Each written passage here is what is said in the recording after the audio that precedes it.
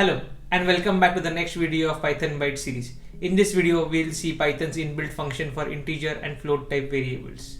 Now let us do some operations on integers and float.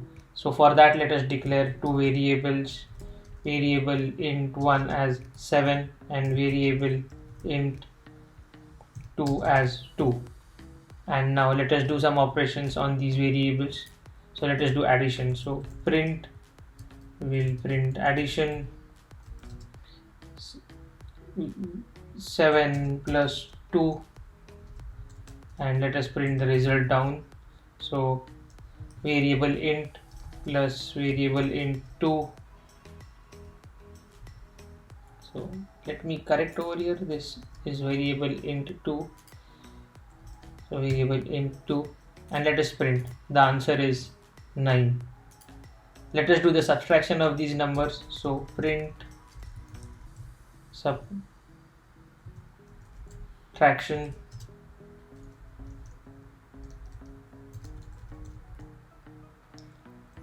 7 minus 2, print variable int 1 minus variable int 2, and when we run we get subtraction as 5. Let us do multiplication. So print multiply 7 into 2. So the sign for multiplication is asterisk. So print variable int into variable int2, and now we have answer as 14. 7 into 2 is 14. Let us do division. So print divide 7 backslash 2. That is the sign for division. So print variable int 1 divided by variable int 2, and let us run. The answer is 3.5. Let us find the remainder of the division. So only the remainder part, not the quotient part. So let us find the remainder. 7, and the sign for it is percentage. So let us print variable int 1 percentage variable int 2, and the output is 1, because when you divide 7 by 2, the whole part is 3 and the remainder part is 1. Now if you want to print only the whole part of a division, it is called modulus of that number. So modulus of the division. So let us do modulus, and this sign is 2 backslashes. So print variable int 1 backslash backslash variable int 2, and when we print we will get the output as 3, because when you divide 7 by 2, so the quotient is 3 and the remainder is 1. So to print remainder we used percentage sign, and to print the quotient, that is the modulus, we used 2 backslashes. Now let us print the power. Power is some number raised to another number. So here we'll find the power 7 raised to 2. So let us print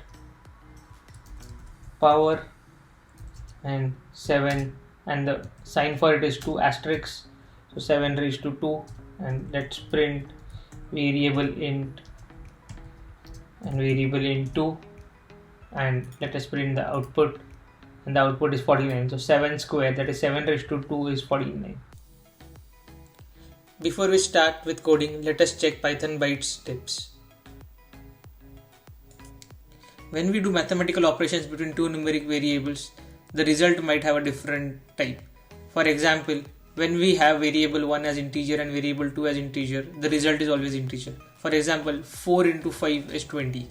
But when variable 1 is integer and variable 2 is float, the result is float. So for example, 2 into 3.0 is 6.0. And if the variable 1 and variable 2 both are float, the result is float. So for example, 4.0 into 3.0 is 12.0.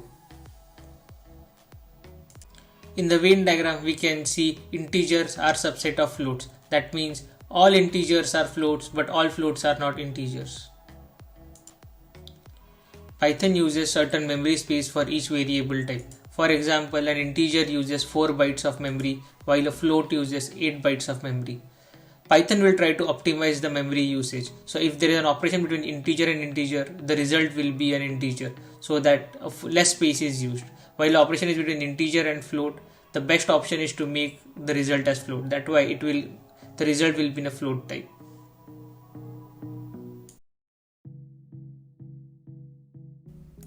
So let us declare an integer var int as 7. So now if you want to convert this variable into float, so let us convert var float. Let us create a new variable var float, and to convert it into a float we'll use the keyword float and put the variable inside it. And now if you want to print the variable var float and let us run the script, we get the output var float as 7.0. So we see that the integer 7 was converted into decimal format because it does not have any decimals, so it was given as 7.0. Now if we want to convert a string, as we know that to convert a string to an integer, the string should have only numerals in it. So let us type variable string and let us declare 345 in it. And now we want to convert this variable string into an integer, so let us make it variable int new, and let's use the keyword int and insert variable string. And if we want to print this, we will type variable int new, and if we run the script, the output is 345. So this whole thing is converted into integer. If you want to see the type of this new variable, you can just use the type format that we have seen how to check the type of a variable, and we can print it. So now we see that it is an int type variable.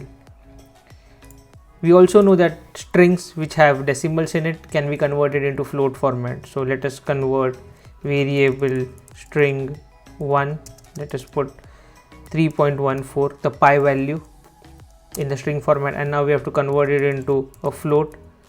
So let us store it in a variable called var float, and we use the keyword float and use the string variable string 1.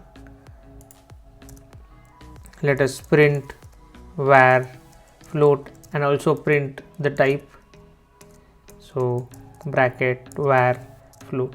Now if we run this script, we will have output as 3.1.4 and the output type is float. Now we learned the basic operations that we can do on integer and float variables. We also saw how we can transform the variable type in the script.